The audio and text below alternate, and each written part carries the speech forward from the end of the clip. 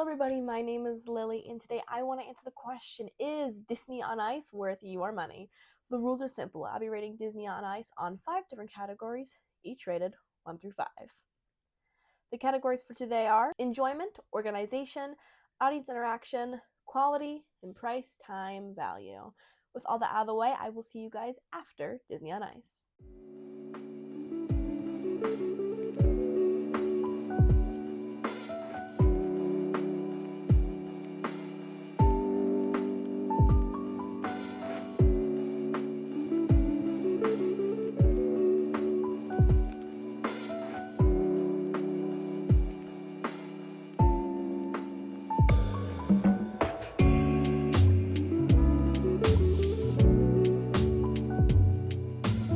Okay, I am back. A little bit about the history of Disney on Ice, which I'm reading directly off the wiki. Disney on Ice currently runs 8 to 11 productions and touring companies at any given time. The shows have been played all over the world, including non-traditional skating regions like South America, the Middle East, and Asia. In 2020, the shows were canceled due to, However, it resumed on, does not say the year, but November 6th, let's assume after 2021 or 2022, it started with Dreaming Big. How it started: soon after Mattel, Irvin, and Kenneth Feld Productions purchased Ice Follies and Holiday on Ice in 1979, the company approached Disney about doing a Disney-related ice show. Feld Productions licensed the rights to Disney for the materials for the ice shows. In 1981, they began productions under the name Walt Disney World on Ice. In March 1982, Irvin and Kenneth Feld purchased backed Feld Productions from Mattel, including Ice Follies / Walt Disney's World on Ice. In 1986, Walt Disney's World on Ice made its international debut in Japan with Happy Birthday Donald. In 1988, the company had 5 touring shows. The name was changed to Disney on Ice in 1998. By 2008, a new show is launched every year. Now, a little bit about my history of Disney on Ice. This is, I believe, now my 4th year going in a row. I always go with my family. They have hundreds of shows across the US. You just gotta kind of get looking. The one I got to see, which has been my favorite, by the way, out of all the ones I've seen so far, which I'm really glad I went to this one, because we almost didn't go, is Disney on Ice Jump In, which, according to the official Disney on Ice website, celebrates bravery, dreams, and music. AKA, it's a fun Disney show. This one has definitely been the most unique out of all the shows I've been to, and honestly, I thought they did it really well. Starting off with enjoyment, I gave this one a 5 out of 5. Honestly, it was a slam dunk. It was great. This one was kind of tech themed in a weird way. The big introduction part had some of the ice skaters going through, I imagine like a phone or some sort of backdrop. But it's obviously very meant to be high tech. Some notable moments I have just listed here, which I'll probably get into a little more later. iPad Kid Donald Duck. They gave Donald Duck an iPad, but also they barely let him use it. It was meant to be their way of using more audience interaction and going to different shows. But I like that Donald Duck is now officially an iPad Kid. Rex ate Buzz Lightyear. Spoiler alert, they had Toy Story in this one. And at some point, the person who played Rex and the person who played Buzz Lightyear decided to do a bit where Rex just started kind of eating him and Buzz Lightyear got stuck in his head.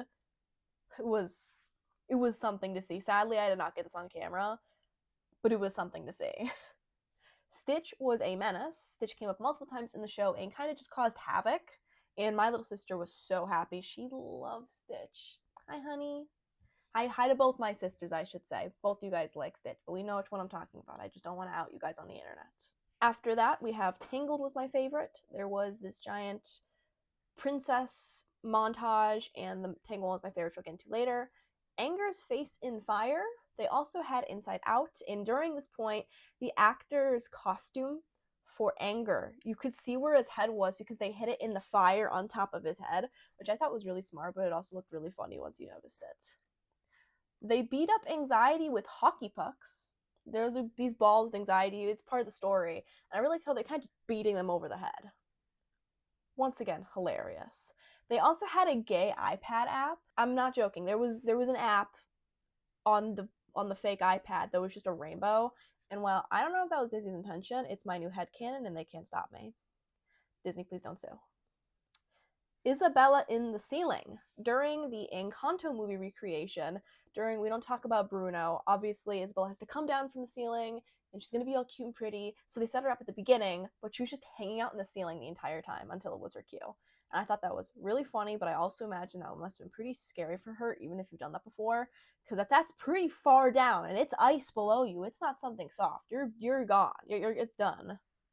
Zipline coconut. This was a very fast moment. I've never seen Moana 2, but apparently she gets a little coconut friend, and in order to show that on the actual stage production, he kind of slid it on a zip line and then disappeared for the rest of it. Set the ice on fire, also during Moana 2, was the very last thing they did, was they just set the whole thing on fire, which looked awesome. They like to do that. They do like to set the ice on fire. And finally, indoor fireworks. I did not know that was allowed. I would assume that would break multiple fire codes, but they did it anyway. And that about sums up everything I really liked. Those are kind of the big no-nos moments. Overall, if you're just looking for a fun place to go, this is definitely good for you. After that, we have organization, which I gave a 4, as it was a little bit hard to follow at first, as this one had a lot more. It was a lot faster paced than I was used to, at least from the past shows.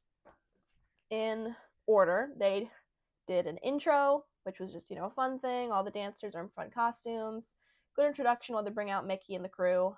Then they did Toy Story, the full dance number, which I was really sad, though, because they didn't really use Buzz all that much. And I feel like they could have. It was a nice, fun thing. It was fun to get the kids moving. None of the kids were dancing, though. After that was a Frozen movie adaptation, which I've seen in every single one. It's traditional. It's always fun. It's good. There was a Stitch race, which was a skit, then go into Zootopia in their skit, which was really fun and about capturing the diamond thieves, and one was hidden in a cone and the audience had to help them. Great skit. I also noticed that the VAs were different, though. It was definitely not the same VAs as the original movie. I have not seen Zootopia 2, but they did not sound the same as the original movie at all. After that was a Disney Princess Marathon, where they had to do a solo. Ariel was doing stunts. Aladdin did a duet, and my favorite, Tangled, was a duet stunt. And I want to put up footage so you can see it. Both of them were in the silks, which I thought was so cool. And then a full princess dance number.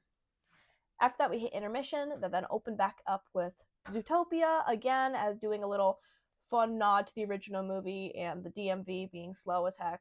Same situation. I think it was a great way to get people back in their seats. Then we got the Inside Out original story, which is about figuring out how to deal with your anxiety, because anxiety has been reformed, but she accidentally turned, oh no, all of the emotion balls orange, because she can do that. And then Power of Love, hug your ball, turn the same color. Good bits. I liked it. After that, we got the Encanto movie adaptation, which I have not seen since my first time going, and I was really happy to see it again. I was really sad when they not include when Bruno sets the stage on fire, but I guess I had to save that for Moana 2. And then we got another Stitch skit. I don't really remember what he did, but he was there again. And then for our last movie adaptation, we got Moana 2. I have not seen Moana 2. I did not think it was very good. When I asked my family, who has seen Moana 2, they agreed with me. It was not that good. I don't think the songs are good. Frankly, I think Moana 2 was kind of a mistake to make. I don't think it was that good. At least from what I've seen. Once again, I haven't actually watched it, but if it's anything like what I saw on Disney on Ice, it was just, the songs were not that good, especially Maui's song. I was just so bored. The only song I like, which is the Batgirl song. I do like her. I do think they did that really well, but overall, they definitely could have done that movie adaptation better. And then finally, an ending group song. I know that sounds really short, but they really do pack. It really does take a while to get through all of that, even though it did go pretty fast. After that was audience interaction. I give this a 4. They had way more audience interaction than I've seen in past years. Typically, it's just if you buy the really, really expensive seats that are just fold-out chairs, but you get to be by the front. That's the only time they ever interact with the audience. But they didn't. They actually used that iPad. It was a really good way to highlight people in the audience, kind of like a Jumbotron. It did feel... Of course, they were still giving the people in the front the most attention. But it was nice. At one point, there was this entire scene about people and the way we love each other, and then they showed people on the screen, families together. And the first time it happened, you see it's a mother and a son, and they looked up and like, oh, they're on the screen! And that was really heartfelt to see people excited to both be on the screen and celebrate each other. I do think that specifically the whole Jumbotron thing was a little bit overdone. The first time it was really heartfelt, and then by the third time it just felt kind of overused, which is why I did end up getting a 4 out of 5. After that was quality, which I ended up giving a 4 because it really did feel like this year they were going for quantity over quality. But overall, though, this is also just a general Disney on Ice review because I've done so many, though I am focusing on this one. Though I would say most of the shows would get a similar scoring to what I'm giving it now. It did feel like a completely different show from past years, though, I will admit. I also do think they used AI for a couple of the backgrounds. I have no proof of this, obviously. Disney, please don't sue. This is all alleged. But some of those backgrounds do not look handmade in any way. You know, it had that weird feeling when AI does stuff. I was not a fan of that. I am not a big fan of AI being used in creative works. I've already made that clear. It's stolen art. I was not a big fan. There was also more skits and one-offs. Typically, they focus more movie adaptations. But I was pretty okay with the skits and one-offs. 4 out of 5. Very few things that actually got a knocked off points. Finally, we have price time value. I actually got 5, which you'd be shocked by because it's Disney. You'd expect it to be really expensive. And those front seats probably are. I don't know how much those are, but average seating is only going to cost you $20 to $30 a person. That is pretty cheap. That's good value. That is, I mean, I've been to places that cost way more for way less. To be fair, that is an average. You are doing online pricing.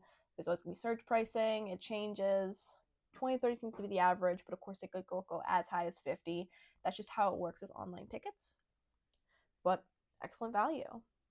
Finally, let's go ahead now and get into the totals. Overall, Disney on Ice got an average score of a 4.4 out of 5 and a total score of 22 out of 25. And I was actually pretty shocked by this. I don't always know the score I'm going to be giving to places once I experience it. It's always when I sit down that I really realize how I truly felt about a place. And don't get me wrong, I like Disney on Ice, but I didn't think I liked it this much. There have been places I thought I like more than I sit down and I go through and I realize I don't like it as much as I thought I did. So good job. I know some people have their feelings about Disney, and I do too. Sometimes it just feels like Disney has no idea what they're doing. But to be fair though, this is technically not made by Disney. This is a licensing deal that the ice skating company has, which I think is why it's actually so good. It's not Disney stumbling over their own 2 feet, which I feel like they've been doing since Wish. Feels like they've kind of gone downhill, but this has stayed pretty consistent. And every year they make new shows, which obviously might seem weird how they constantly do new shows. It's new combinations, new themes, new costumes. And I really like how we got less of Mickey and the gang. I know Mickey and the gang went to the hosts, but sometimes it feels like, especially in past shows, they're a little bit overbearing on the audience. Did not feel like it this time. Feel like they were only there when they needed to be, provided what they needed to be. They were not meant to be big parts of it, though. I appreciated that. Do I think Disney on Ice is worth your money? I do. I think if you have families, this is such a fantastic place to go. I think if you're a Disney fan, this is great.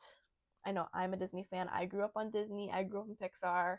I have gone to Disneyland just one time. I hope one day to go back, even though I know it's really expensive, because I want to take my fiance there one day and my kids. It's not going to be a regular place for me, but I do have a special place in my heart for Disney, and I do want to learn how to Disney bound one day. And if you love Disney, you're going to love Disney on Ice as well. I hope you guys enjoyed today's video. I know I enjoyed making it. If you did, do not forget to like and subscribe, and I will see you guys next time. Bye!